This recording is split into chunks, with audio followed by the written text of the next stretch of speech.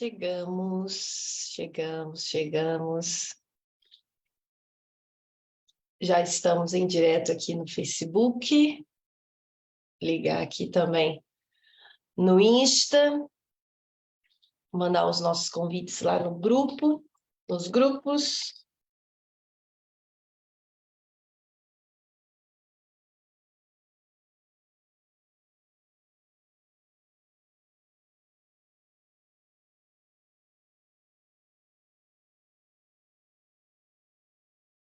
Bom dia, Vanessinha! Quanto tempo eu não te vejo? Bem-vinda!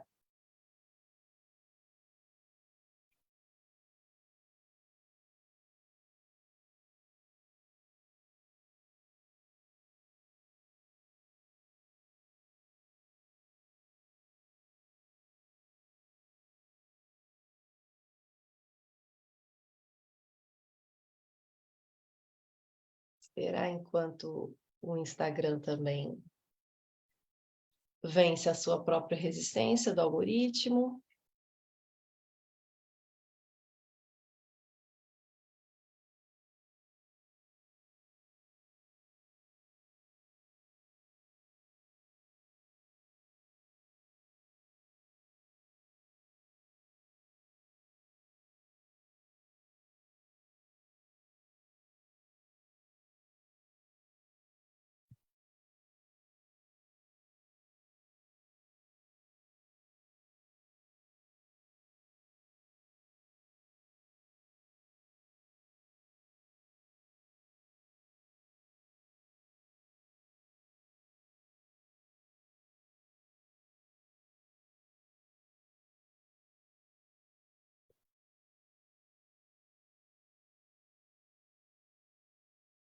Tá pondo aqui o nosso convite nos grupos.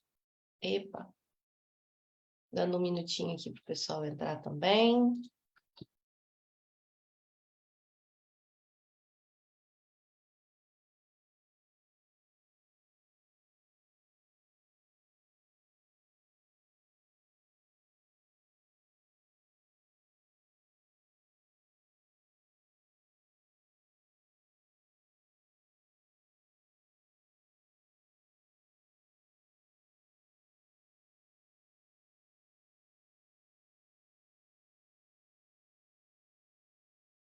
Bom dia, Silvia.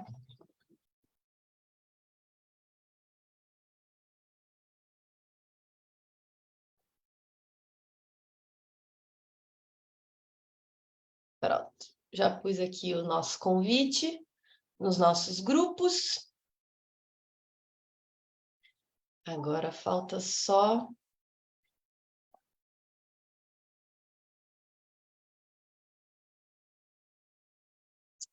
Hoje a gente vai para o último capítulo do livro. Passou rápido. Eu acho que passou rápido, né? Eu tenho esta impressão de que passou rápido. Muito bem. Já estão os grupos todos convidados, as pessoas já estão todas cientes que estamos aqui. Vou pegar aqui o meu chazinho para a gente fazer a leitura dos 2 últimos capítulos do nosso livro. Do nosso companheiro de jornada, nosso Steven Pressfield, esteve conosco até hoje, aqui. Nós, então, fazendo aqui uma breve recapitulação, né? Na primeira parte do livro, a gente viu sobre a resistência. O que é a resistência? O que são esses bloqueios internos? Essa dificuldade que a gente encontra. Bom dia, Bárbara! Essa dificuldade que a gente encontra, que aparece, é uma dificuldade interna que aparece sempre que nós estamos fazendo algo importante para as nossas vidas. Sempre que nós estamos atendendo um chamado do nosso desejo, da nossa alma, sempre que nós estamos na direção de um propósito para a nossa vida, né? Ainda que a gente tenha outros propósitos, mas quando a gente está no caminho de um propósito, de algo que a gente sente que é realmente importante, que pode mudar a nossa vida, a forma como nós vemos o mundo, seja um negócio, seja uma prática espiritual, seja uma arte, seja uma carreira, seja um novo idioma, enfim, tudo que envolve um processo de aprendizagem e que a gente sente que vai ser definitivo para nós, que vai ser uma mudança verdadeira, importante.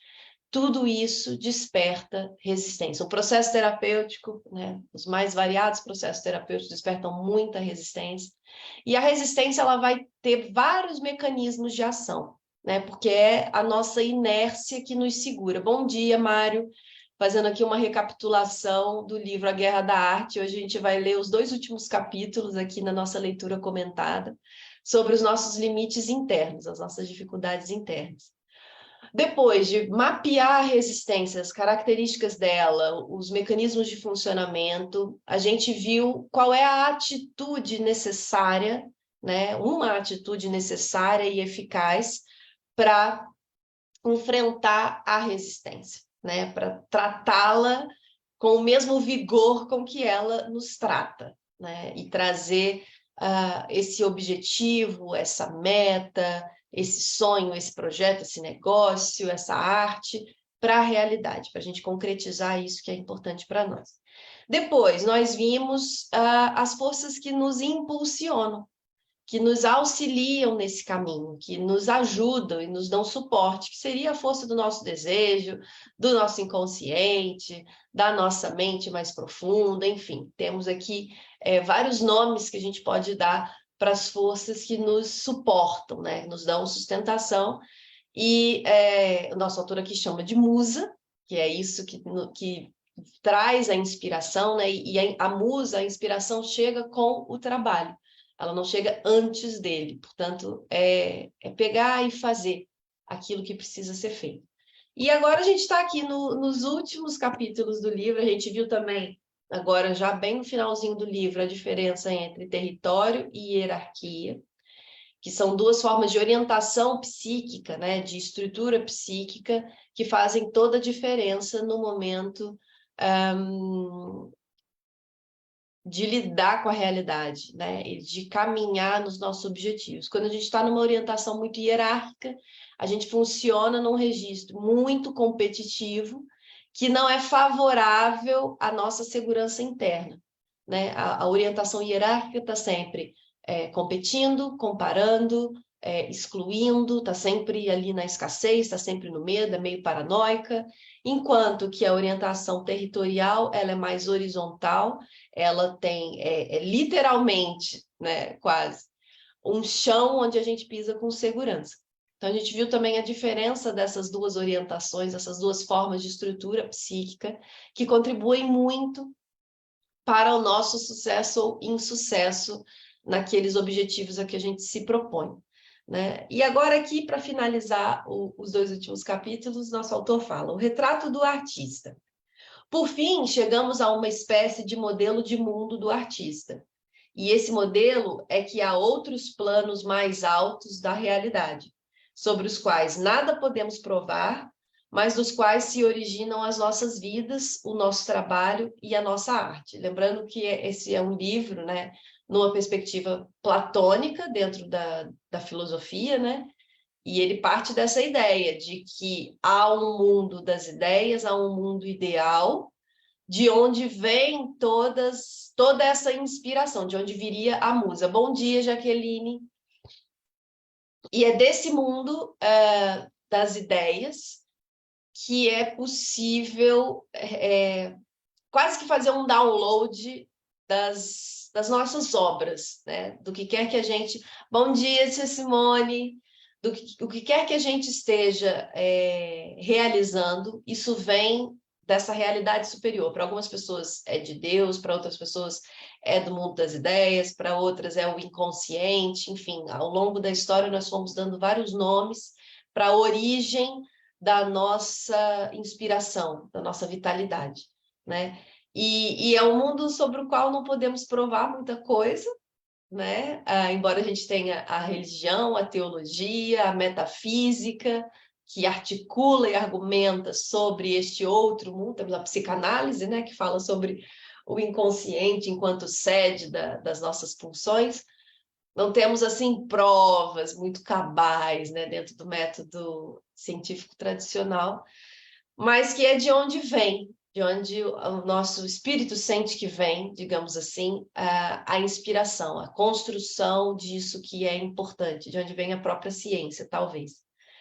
Quando William Blake disse que a eternidade está apaixonada pelas criações do tempo, referia-se àqueles planos de puro potencial, que não são definidos por tempo, lugar ou espaço, mas que anseiam por dar vida às suas visões aqui, neste mundo limitado pelo tempo e pelo espaço. Então, quando nós nos encontramos numa situação de muita inspiração, em que a gente se sente inspirado e sente que estamos a fazer algo verdadeiramente importante para a nossa vida, estamos no nosso território, é como se a gente adentrasse essa outra dimensão, como se a gente chegasse nesse espaço potencial em que tudo é possível, se não tudo, muito é possível, né? Muito pode ser feito quando nós entramos nesse estado, que também pode ser chamado estado de fluxo, estado de flow, onde a nossa energia ela flui de maneira mais fácil, onde a nossa inteligência parece que está mais perspicaz, né? Geralmente, após uma meditação, uma pessoa entra num estado desse. Depois da prática de atividade física, geralmente uma pessoa está num estado de maior fluxo.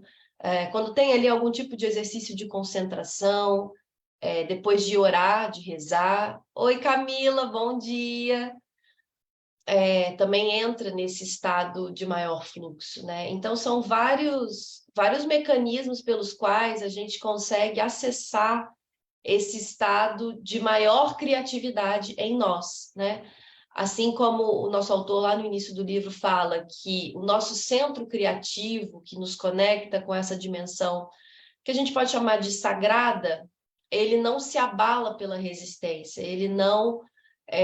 ele por mais que a resistência ataque, né, as nossas criações, o nosso centro criativo não se abala justamente por estar conectado, por ser, digamos assim, a sucursal do divino aqui nesse plano, né, no nosso corpo, na nossa psique.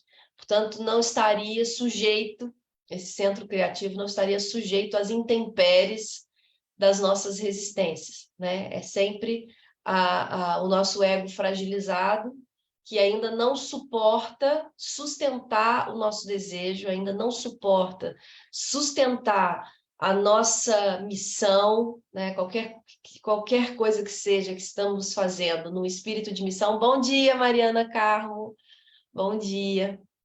Então, quando o nosso ego está fragilizado, ele ainda não suporta sustentar esse desejo, porque a gente ainda está na hierarquia, a gente ainda está na competição, o que é que os outros vão pensar, quem que eu preciso impressionar. Bom dia, irmã Fernanda.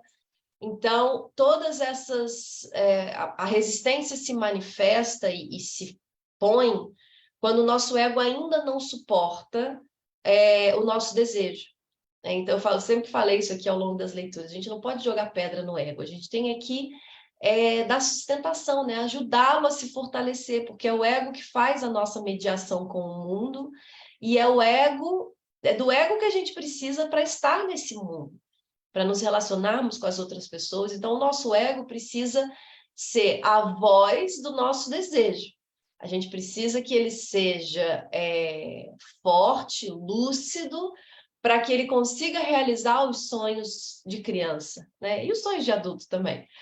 Mas para que ele consiga nos conduzir, né? Para que através dele a gente se conduza a esse estado de realização que a gente tanto procura. E suporte também as frustrações do caminho e consiga continuar desejando cada vez mais, né? Só um ego forte consegue desejar cada vez mais, sem se sentir eternamente pequeno, sem se sentir eternamente atrás dos outros ou menor que os outros, porque não tem o que as outras pessoas têm, porque não faz o que as outras pessoas fazem. Então, aqui, eu sempre falo, não vamos jogar pedra no ego, gente. O ego, a gente precisa dele, é ele que faz a nossa mediação com o mundo, né? É através dele que nós amamos, que nós trabalhamos, que nós criamos, né? Ele manifesta isso. Então, vamos nos fortalecer para que a gente suporte o nosso desejo. Quantas vezes a gente se vê preso no quero, mas não posso, quero, mas não devo, quero, mas não sei, ai, quero, mas acho que não é para mim, né? Tantas frases, né? Tantos pensamentos como esse que passam pela nossa cabeça praticamente todos os dias, né? Quando a gente ainda está nesse ego fragilizado e com relação a um determinado assunto, porque também a gente pode ter já, digamos assim, resolvido, né? Se resolvido com o nosso ego para um assunto, mas para outro, talvez ainda estejamos nesse caminho, ainda estejamos nessa batalha, né? Então, o ego precisa suportar o nosso desejo e precisa suportar os momentos de frustração, né? Sem dar ataque de perereca, ou então dar um ataque de perereca que não saia prejudicando tudo à volta, né? E que não nos tire completamente do prumo, para que a gente possa regressar, para que a gente possa voltar ao nosso caminho do nosso desejo, né? Sem que aquilo seja mesmo um golpe do destino na nossa realização. O artista é o servo dessa intenção maior, né? Digamos, dessa dimensão sagrada. E aqui o artista é uma metáfora para empreendedor, para pessoa que está tentando ser saudável, para praticante de meditação, para quem está aprendendo uma nova profissão, uma nova carreira, está numa faculdade, quem está aprendendo um instrumento musical, quem está aprendendo uma arte, qualquer que seja a nossa missão naquele momento da nossa vida, para as mães, né, que estão fazendo algo da dimensão do sagrado, com toda certeza. Então, o artista aqui é uma metáfora, tá bem? É servo dessa intenção, desses anjos, dessa musa. Né? Nós somos veículo disso que é maior que nós. O inimigo do artista é o medíocre ego, né? O medíocre que ainda está ali na média, o eguinho fraquinho que ainda não aguenta, que gera resistência, é o dragão que guarda o ouro. O ego é o dragão que guarda o ouro. Ele guarda, ele protege. Então, não vamos perder isso de vista, né? Como é que a gente trabalha o nosso ego? Processo terapêutico, enfrentamento, coragem, que não é a ausência de medo, enfrentamento, né? A gente vai ganhando carcaça cada vez que a gente enfrenta. É por isso que o artista tem que ser um guerreiro. E, como todos os guerreiros, com o tempo, os artistas adquirem modéstia e humildade. Com o tempo, e aqui a gente às vezes tem uma noção de modéstia e humildade como algo, aquilo muito católico, né? Muito cristão, que é aquela subserviência, né? Não tem nada a ver. É um espírito de serviço, sim, é uma disponibilidade de entrega ao outro que não se confunde com ai, mas eu não sou ninguém. Há aqui uma diferença de tom e uma diferença de intenção nessas duas coisas, né? Essa modéstia e humildade que se adquire, ela é adquirida depois de muito tempo de arrogância, depois de muito tempo de... bom dia, Sandra! Depois de muito tempo de empáfia. Nós precisamos passar por essa imaturidade do nosso ego para chegar a uma humildade verdadeira. Senão, ela é só uma máscara para a nossa insegurança. Do gênero, a gente recebe um elogio e diz, mas eu não fiz nada. Às vezes fizemos. Tivemos uma contribuição importante para a vida de uma pessoa, fizemos um bom trabalho em alguma situação e não sabemos sequer receber os frutos desse trabalho, porque estamos ainda presos numa falsa modéstia, numa falsa humildade. Então, isso é um trabalho, né, ao longo de toda uma vida, essa modéstia e essa humildade, que é não nos deixarmos, tem uma parte do livro aqui que ele fala, para a gente não se encantar nem com a crítica, nem com o elogio. O profissional não se encanta nem com a crítica, nem com o elogio, né? Nem se deixa, não se encanta com o elogio e não se deixa abalar, não se deixa violentar pela crítica. Então, ele mantém ali uma postura muito estoica. Desculpa. ainda o rescaldo da constipação. Então, com o tempo, adquire-se essa modéstia e essa humildade. Quanto mais territorializada uma pessoa, quanto mais horizontal na sua firmeza, né? Quanto mais fundações ela tem, mais sólido é o seu edifício, mais tranquila ela está com relação à competitividade, né? Ou seja, ela já não se perde, não se confunde, digamos assim, nessa competitividade da orientação hierárquica, né? Menos ela precisa de hierarquia, porque ela está ali horizontalizada, está territorializada na sua criação. É por isso que o artista tem que ser um guerreiro, e como todos os guerreiros, adquire modéstia e humildade. Podem alguns deles adotar uma atitude exibicionista em público, mas sozinhos, com o seu trabalho, são sempre naturais, porque já estão naquele registro, né? São profissionais, estão envolvidos naquela tarefa, não só nas tarefas, mas na tarefa maior que aquele trabalho significa para aquela pessoa.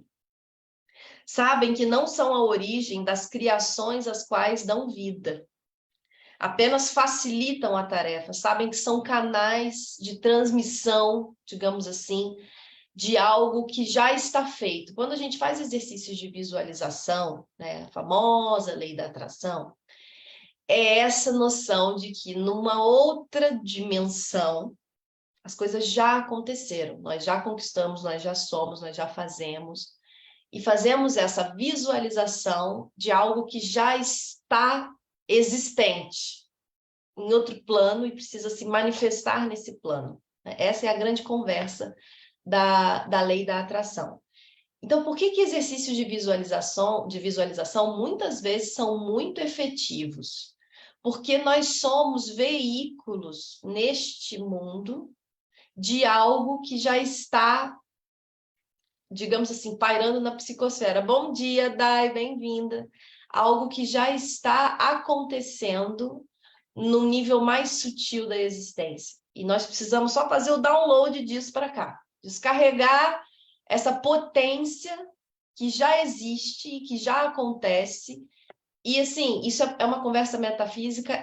Mas tentando trazer para uma linguagem mais nossa. Sabe quando a gente reza e pede aquilo, né, a Deus e já visualiza aquilo acontecendo, né? A fé é isso, é esse acreditar sem provas, como gosto de visualizações. Nossa, eu também amo, Camila. Visualização funciona e não é pouco, não. E quando a gente faz isso em terapia, né, com as pessoas, e convida as pessoas a verem isso que desejam, né? É ali dentro daquele espaço potencial que é o setting terapêutico, sem resistência ou com o mínimo de resistência possível, com essas resistências mais contidas.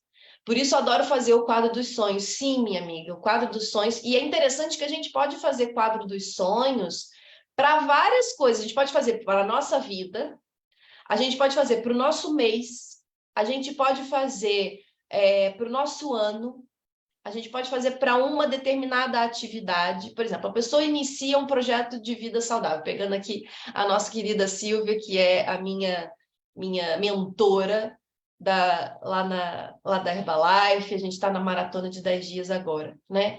Fazer um quadro dos sonhos para aquele projeto específico, né? Se a gente começa um projeto de vida saudável, se a gente começa um negócio, se a gente começa uma prática de meditação, né? Como visualizar essa prática acontecendo, né?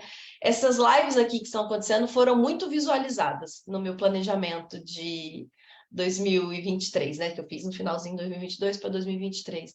Foram muito visualizadas, começaram a dia 2 de janeiro e as coisas vão se mobilizando, né? E aqui a gente viu nesse livro também, o fato da gente se sentar e fazer o nosso trabalho mobiliza essas forças ocultas, que estão aí numa outra dimensão mais sutil da vida.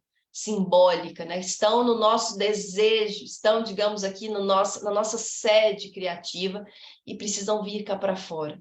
Então, quando nós estamos lá com o nosso trabalho, sem estar no show-off, sem estar no palco, que é legítimo também. O problema não é haver palco, não é haver reconhecimento, muito pelo contrário. Quanto mais a gente está bem sozinho com o nosso trabalho diário, mais o palco vem, mais o reconhecimento vem, porque a gente se territorializa. No que a gente se territorializa, a gente expande a nossa irradiação, vamos dizer assim. E mais o reconhecimento vem. Mas é um movimento inverso, não é... então eu tenho que aparecer em tudo quanto é lugar e aí eu então me territorializo. Não. Quanto melhor a gente estiver sozinho na nossa secretária, fazendo o nosso trabalho diário, quanto mais isso for pacífico para nós, mais a tendência, mais chances desse reconhecimento público acontecer. Minha amiga, você é territorializada, Silvia. Você é uma pessoa territorializada. E mais essa rede, a gente constrói mesmo uma rede de influência, onde nós influenciamos, sim, e também somos influenciados por pessoas que contribuem para a nossa arte, seja ela qual for.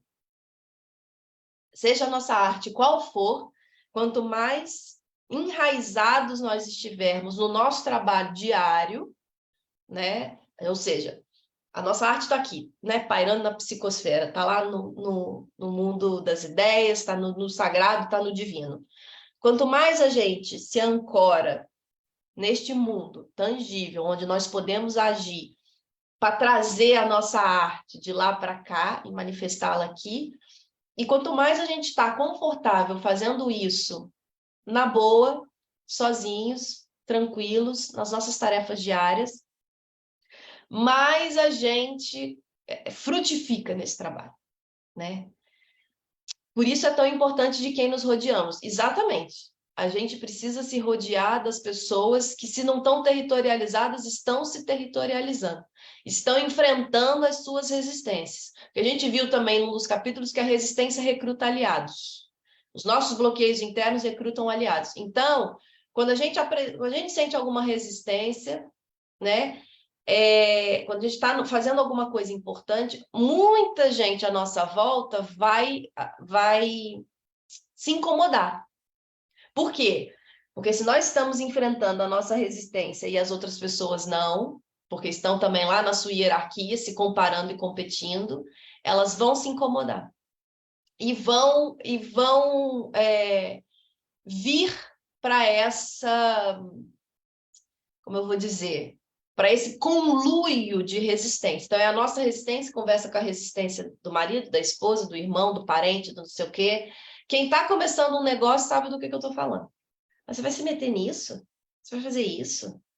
Você estava tão bem no seu emprego, estava tão bem fazendo suas coisas. Para que você vai mexer com isso? Essa frase, né? Para que você vai mexer com isso? Porque me apetece, que é importante, que vai me transformar numa outra pessoa, na pessoa que eu desejo ser. Aliás, vai trazer à tona a pessoa que eu já sou. Eu me lembro quando eu prestei o exame de ordem da advocacia no Brasil. E eu conversei com uma pessoa que me disse a seguinte frase: você já é advogada, você só vai preencher um requisito burocrático. Essa frase. Essa frase mudou a forma como eu... Não é que ela fez uma mágica, ela até fez, mas não é assim tão mágico, né? Ela mudou, essa frase mudou a forma como eu estudei para aquele exame, para aquela prova. Eu já sou. Vou só aqui atender esse requisito burocrático legal, mas eu já sou. Eu já tenho êxito nesse negócio que eu me propus a fazer. Eu tenho só que cumprir algumas etapas. Eu já estou lá nessa faturação, nesse tipo de cliente, nesse tipo de experiência, com esse patrimônio. Estou aqui cumprindo alguns requisitos burocráticos, algumas etapas para essa concretização. Isso muda a nossa forma de agir no agora, de fazer o nosso trabalho diário. Porque a gente já começa a se identificar com essa outra vida possível, né? Se a resistência se agarra à vida não vivida, né? O desejo se agarra à vida que eu já vivo, mesmo antes dela acontecer. Ser antes de ter. É isso mesmo, Mariana. É isso, né? Se a resistência fica eternamente presa na vida não vivida, o desejo agarra nessa vida não vivida e passa a vivê-la já, agora, com as condições de agora. Então, já traz os recursos psíquicos lá daquela mega realização que a gente quer, lá da frente, já traz aqueles recursos psíquicos para o agora. Então, a nossa forma de agir no agora muda. A gente age de um outro lugar. É como se o nosso lugar psíquico já fosse aquele. Então, a gente age. Por isso que é uma espécie de paradoxo no tempo e no espaço, percebe? Esse centro criativo não se influencia pelo tempo e pelo espaço, porque a gente tem essa elasticidade da nossa psique, de se identificar com aquele ser que eu desejo ser e transpô-lo para o agora. Quem diz que a gente não pode fazer isso é a resistência. São as pessoas de quem que nós nos rodeamos, que também estão completamente reféns das suas resistências. Então, outro dia, eu vi uma coisa, né? Tirei uma carta também do tarô, até fiz uma história sobre isso, de quem é que nos fortalece, né? Não vão ser necessariamente os amigos de longa data que vão nos apoiar nos nossos novos projetos. Porque os amigos de longa data, alguns deles, né, não todos, nos conheceram na versão beta, eu diria. Para nos tornarmos quem nós já somos, ou quem nós desejamos ser, a gente vai precisar de pessoas compatíveis com essa versão. Isso pode soar muito utilitarista, arrogante, mas não se trata disso, se trata de sintonia mesmo, né? Quem gosta de fumar crack vai andar com quem medita? Quem gosta ali de usar droga vai andar com quem não gosta? Ou com quem não faz vista grossa para isso, por exemplo? E não estou falando isso num tom moralista da coisa, não estou falando isso já que tem os certos e tem os errados. Não, cada um com a sua vida vai viver, né? A vida é sua, estrague-a como quiser. A Mariana falou que a escolha de quem nos rodeamos e nos deixamos influenciar. Exatamente, né? Já está dentro desse tema. A pessoa que nós queremos nos tornar vai precisar de suporte. E a gente precisa avaliar se quem nos rodeia é suporte para essa pessoa que nós queremos nos tornar. E isso, às vezes, é uma escolha muito difícil. E, às vezes, é uma escolha impossível do gênero. Eu não posso ter outra família, exemplo, né? Quando é o caso. E a gente vai ter que aprender a se blindar e a se abastecer com outras influências, para que quando essa influência resistente se fizer presente, a gente não sucumba, né? Se apega com Deus, é o famoso se apega com Deus, né? Um dia eu estava num workshop da Nádia, uma colega nossa das Mulheres à Obra, e fiz uma intervenção nesse workshop lá com ela, e ela, perguntei lá, não lembro exatamente qual foi a pergunta, mas foi algo nesse sentido, de quem são as pessoas que estão, de quem a pessoa recebe mais influência, era isso, era um exercício do núcleo duro. E perguntei, quem são as pessoas de quem você mais recebe influência? E aí várias pessoas falaram, né, marido, parente, esposa e tal, não sei o quê. E uma moça que estava iniciando um negócio de costura, isso me marcou muito. Ela falou, a maior influência que eu recebo é de Jesus, claramente uma pessoa cristã, E eu fiquei pensando, falei assim, fogo. Olha o mindset de uma pessoa quando está direcionado para o que ela quer. Ela se apega ao que para ela é a influência mais importante para aquele objetivo, lá está, é o que funciona para a pessoa, né? Se é uma pessoa ateia, ela que encontre o equivalente de Jesus para ela, né? No caso desse exemplo. Então, ela se agarra num modelo de referência, né? Numa referência que para ela faz sentido, e esta influência se sobrepõe a todas as outras. Ainda que ela tenha que enfrentar no dia a dia dela gente chata, gente pessimista, gente que está dizendo, nossa, mas você vai se meter a costurar agora, a essa altura da vida, não sei o quê, por que você não arruma um emprego, né? Portanto, esse poder, se tem uma escolha que nós podemos fazer, é a quem nós damos ouvidos. Algumas vozes da nossa cabeça estão muito enraizadas, né? Estão lá agarradas no nosso superego, e é difícil mesmo a gente se desfazer delas, porque são vozes que já estão internalizadas. Mas ainda assim, nós podemos escolher a quem nos damos ouvido. Nós damos ouvidos. A quem nós damos a nossa atenção, a preciosidade que é a nossa atenção, né? Então, essa é uma escolha que nós temos, garantidamente. Num mundo em que o nosso livre-arbítrio é tão problematizado, né, filosoficamente questionado, né, há aí várias doutrinas, várias linhas da filosofia que questionam se nós temos, afinal, livre-arbítrio ou não. Mas eu, como gosto de crer que sim, temos muitas escolhas na nossa vida, eu então fico com essa ideia de que nós temos muitas escolhas, e uma delas é a quem nós damos ouvidos, né? A quem nós prestamos atenção. Portanto, quando nós estamos, né, como verdadeiros artistas na nossa tarefa, na nossa missão, seja ela qual for,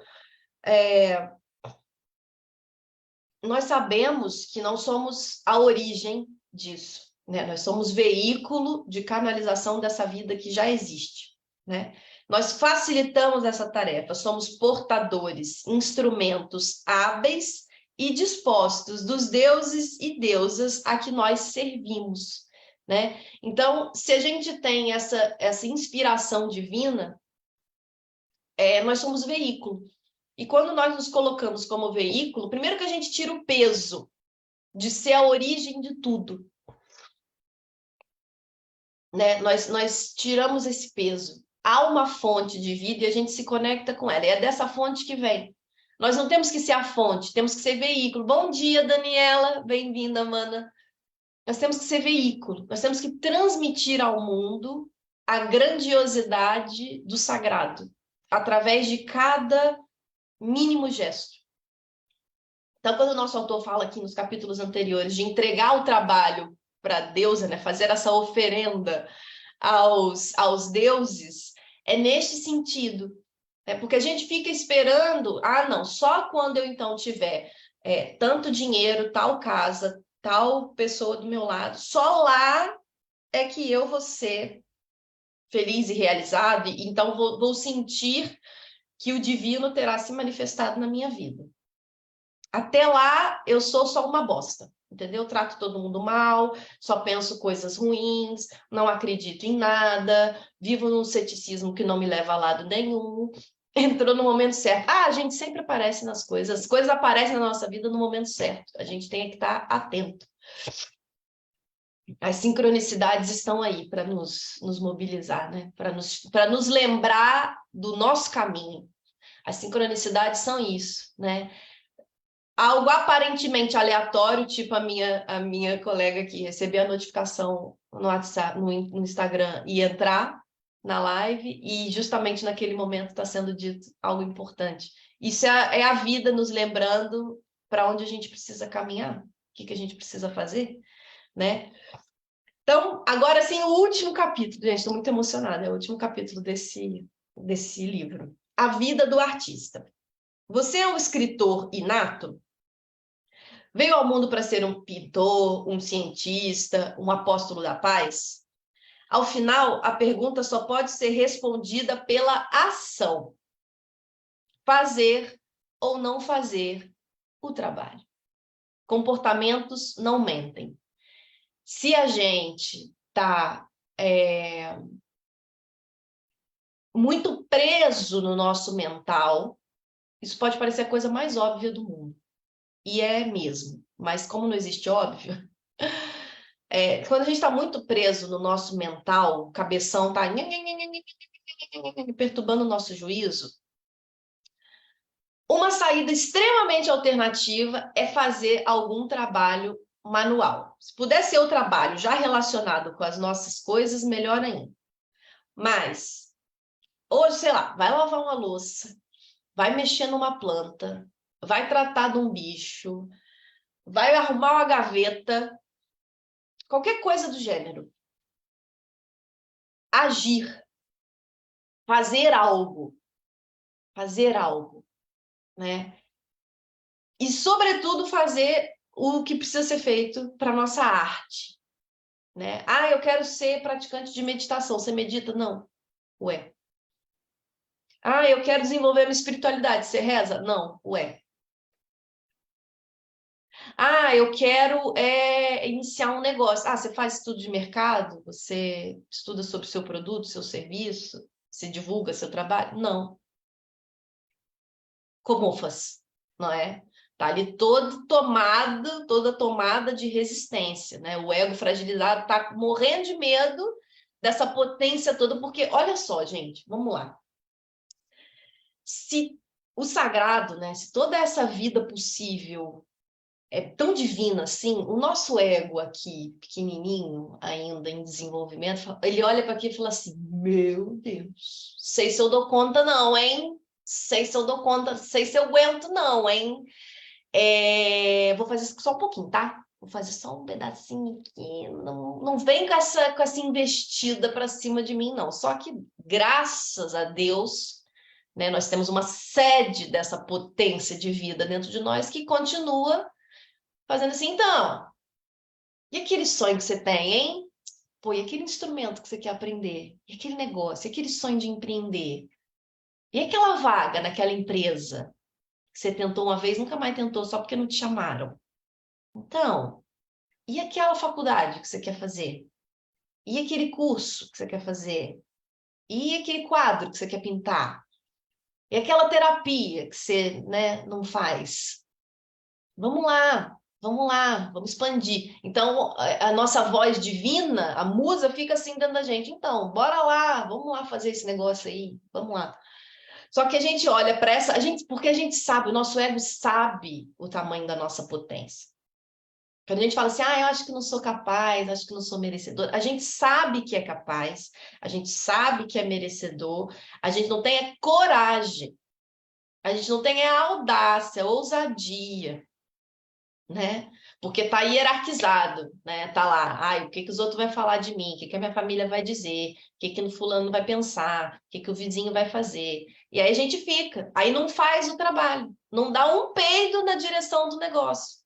Entendeu? Não vai, fica aqui, entendeu? Constipado mesmo, travado, com prisão de ventre, e não sai dali. E dá prisão de ventre mesmo, tá, gente?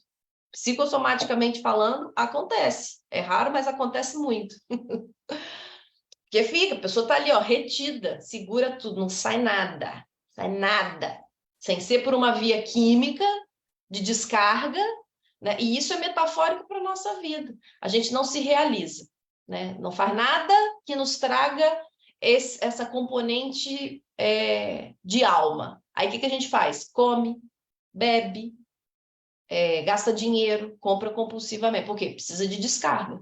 Se eu não vivo a vida que o meu desejo me chama, eu vou sempre precisar de descarga, sempre. Aí vai na compra, vai no sexo, vai na comida, vai na internet, porque a resistência, ela sabe que a gratificação que o desejo promete é uma gratificação verdadeira. Então, ela precisa ficar nos comprando com essas migalhas. E é isso que ela faz.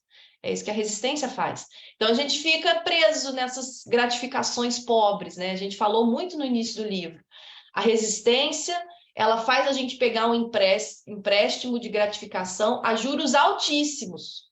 Porque o que a gente paga pela gratificação da resistência é a nossa realização. É a mediocridade. Né? E mediocridade aqui, não estou numa linha meritocrática e de comparação, né? Embora medíocre tenha a ver com média, que tem a ver com comparação com vários fatores. Mas essa mediocridade de eu não estou nem um pouco melhor hoje do que eu estava ontem. E agora? Né? Nesse momento que nós estamos sozinhos com o nosso trabalho. Portanto, a resposta para a nossa arte é agarrar o pincel e pintar. Né? Seja o nosso quadro qual for. Fazer ou não fazer o trabalho. Pode ajudar a pensar dessa forma. Se você foi destinado a descobrir a cura do cancro, escrever uma sinfonia, conseguir realizar a fusão a frio e não o fizer, você não apenas causará um mal a si próprio, ou até mesmo se destruirá. Você causará mal a seus filhos, causará mal a mim, causará mal ao planeta. E aqui é aquela visão cosmológica, bem aristotélica, da vida. Todos nós temos uma função nesse mundo. Se deixamos de cumprir a função nesse mundo, causamos desequilíbrio ao mundo. Esta é a teoria aristotélica básica, né? Por que o mundo é esquisito? Porque as pessoas não estão vivendo a sua virtude. A virtude aqui é esta qualidade que só eu tenho para desenvolver. Só eu, Renata, posso fazer uma coisa do jeito Renata de fazer. Só a Daniela pode fazer uma coisa do jeito Daniela de fazer. Só Silvia, só Mariana, só Camila, todo mundo que está aqui. Só cada um de nós pode fazer o que nós fazemos do jeito que nós fazemos. Quando nós abrimos mão disso, geramos uma espécie de desequilíbrio no cosmos, né? O mundo fica baralhado porque as vidas não vividas estão pairando sobre as nossas cabeças e a resistência está comendo solta. E a gente está gastando, e a gente está transando como se isso fosse resolver os nossos problemas. O problema não é transar não, tá, gente? O problema é achar que é isso que vai resolver os nossos problemas, que vai acabar com a nossa angústia. Estamos enchendo o rabo de remédio, estamos enchendo o rabo de comida. E a angústia continua aí, né? Continua presente. Por quê? Não estamos vivendo a vida que a nossa alma tem a possibilidade de viver aqui, já. Não é quando ela morrer e for para outro plano. É já agora. Você envergonha os anjos que o protegem e contraria o Todo-Poderoso, que criou você e apenas você, com seus dons exclusivos, com o único objetivo de empurrar a raça humana 1 milímetro para frente, em seu longo caminho de volta para Deus, de volta para o divino, de volta para o desejo, de volta para... Põe aqui o nome que você quiser dar para isso. Né? Então, todos estamos, né, enquanto humanidade, vivendo aqui essa vida que às vezes é super esquisita. Observem as pessoas que não estão correndo atrás da vida não vivida delas. É aquela pessoa que vai arranjar picuinha com tudo, a atenção dela está voltada para os outros, o que os outros fazem ou deixam de fazer, a pessoa não limpou o próprio rabo e quer dar conta da coisa dos outros. Porque não está territorializada, não está vivendo a vida que Deus quer que ela viva, né? Não está vivendo a vida que ela tem potencial de viver e fica perturbando o juízo alheio, fica perturbando a vida dos outros. Entendeu? A gente conhece, todo mundo... Bom dia, Bruna, bem-vinda. Todo mundo aqui conhece alguém assim, eu tenho absoluta certeza.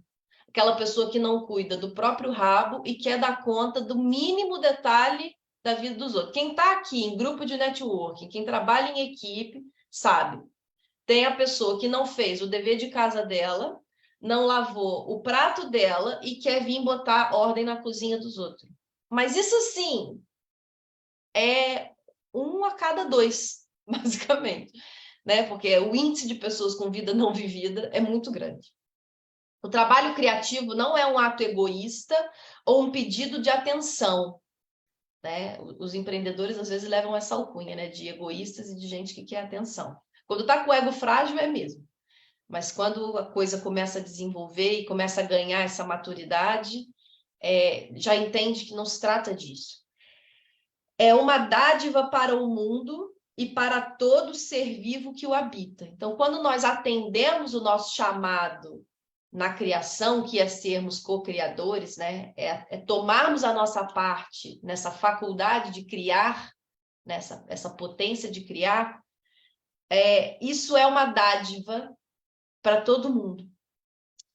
E aqui o autor diz, né, fala com quem lê, não nos prive da sua contribuição, não prive o mundo, e eu aqui repito, né, para vocês e para nós todos, não vamos privar o mundo da nossa contribuição. Ah, Renata, mas isso é muito megalomaníaco. Não é megalomaníaco, a gente viu isso ao longo da jornada dessas lives. Não é ser uma estrela do gênero, eu sou a única estrela. Vamos olhar então para as estrelas, né? Tem zilhões, nem sei quantos milhões tem de estrelas, tem zilhões. Todas elas com luz própria e todas elas apagam um dia, né? Dizem que até as que a gente está vendo já se apagaram lá na velocidade do universo, que é uma outra velocidade que não a nossa, né? Mas todas brilharam, cumpriram seu papel no cosmos, né? E por que nós, então, privaríamos o mundo do nosso contributo?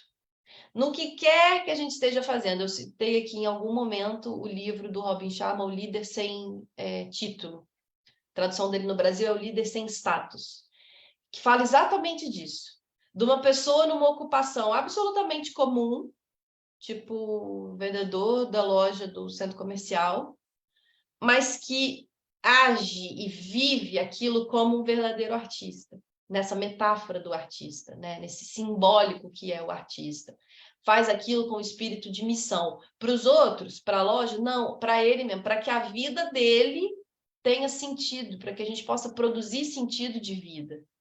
Né? Não tem a ver, volto a dizer, não tem a ver com o reconhecimento e com o que os outros dizem.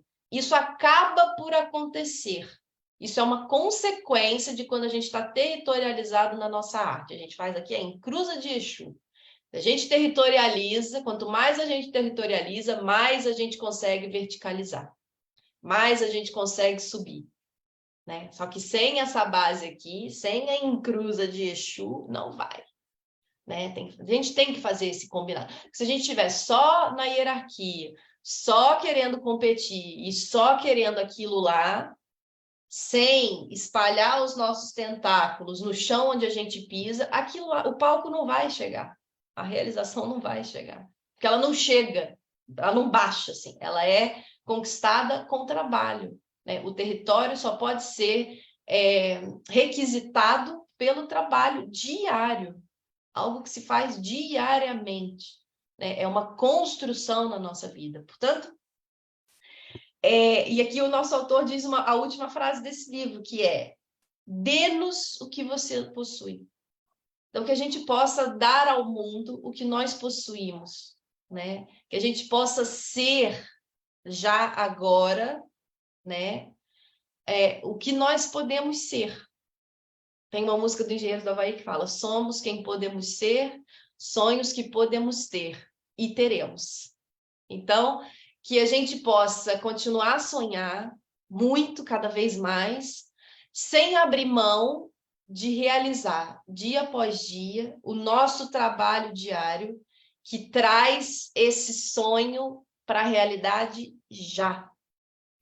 Isso muda a nossa forma de agir no agora, né? Sem vivermos eternamente esperançosos, né? De que algo vai acontecer. Não, é a forma como nós nos relacionamos com o trabalho hoje. Então, fica aqui esse último capítulo do livro. Acho que não tem nenhum epílogo. Não. Realmente, já foi. Acabamos aqui a nossa leitura.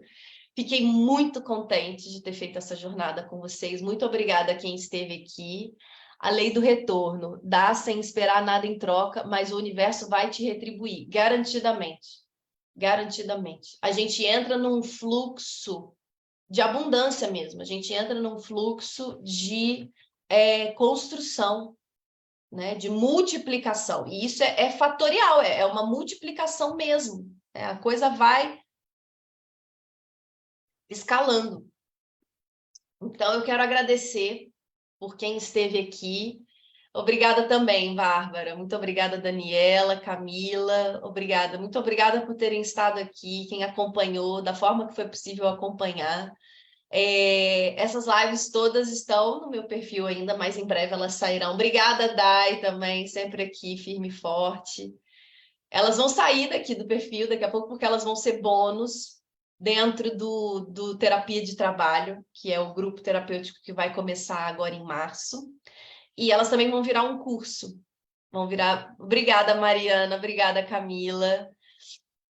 Obrigada, muito obrigada. Significa muito para mim ter estado aqui. As lives vão continuar. Eu só preciso descobrir qual livro eu vou continuar lendo, né? Vou continuar nas lives. Mas vai ser nesse formato. Acho que provavelmente vou fazer às 9 da manhã, que é uma hora que costuma dar mais gente. O povo já tomou o seu pequeno almoço, ou está tomando, já levou o filho na escola. Quem precisa levar, já levou. O pessoal do Brasil também consegue acordar, né? Que já é 6 horas da manhã. Bom dia, Érica. A Bárbara quer que eu leia Alma e Moral. Acho que eu vou ler ele mesmo, hein? A Alma e Moral é poderosíssimo. É um livraço. É um livramento.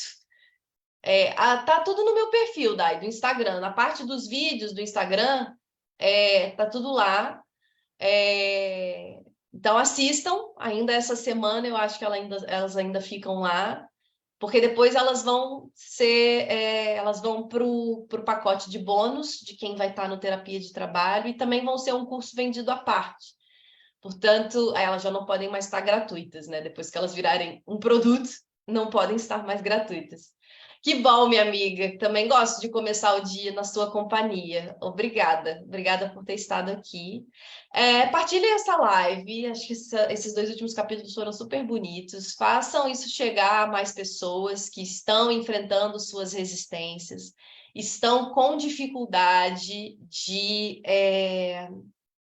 dar passagem a quem elas podem ser, né? De serem instrumentos da vida que elas podem ter. Façam essa live chegar até essas pessoas. Acho que vai ser muito bacana essas pessoas poderem ter conteúdo, ter acesso a esse conteúdo enquanto ele ainda está disponível. Depois vai tá, disponível por um preço acessível também. Acho que é bacana partilhar com quem está à volta com seus bloqueios internos. Todos nós estamos, a resistência não dorme, ela continua a nossa espreita, mas o nosso desejo também. A musa também continua a nos amparar, e que a gente possa levar dessa leitura aqui, que foi tão próspera, eu acredito, que a gente possa levar essa mensagem do nosso trabalho diário, do poder do nosso trabalho diário, das pequenas coisas que a gente faz o sorriso. A Dai gosta de tirar um print, deixa eu me arrumar aqui para ela fazer o print.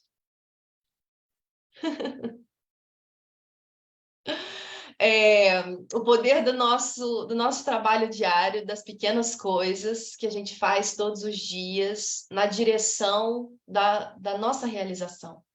Que a gente não subestime isso e que a gente não prive o mundo do nosso talento, tá bem? Um beijo muito grande, um abraço super apertado para vocês. Obrigada mais uma vez por terem estado aqui. Foi muito boa essa jornada, e para breve já vamos continuar aqui com algum outro livro, tá bem? Um beijo muito grande e até amanhã é sexta, né? Até segunda. Segunda a gente já volta com outro livro. Amanhã eu vou fazer uma pausa, admito, já que o livro acabou hoje.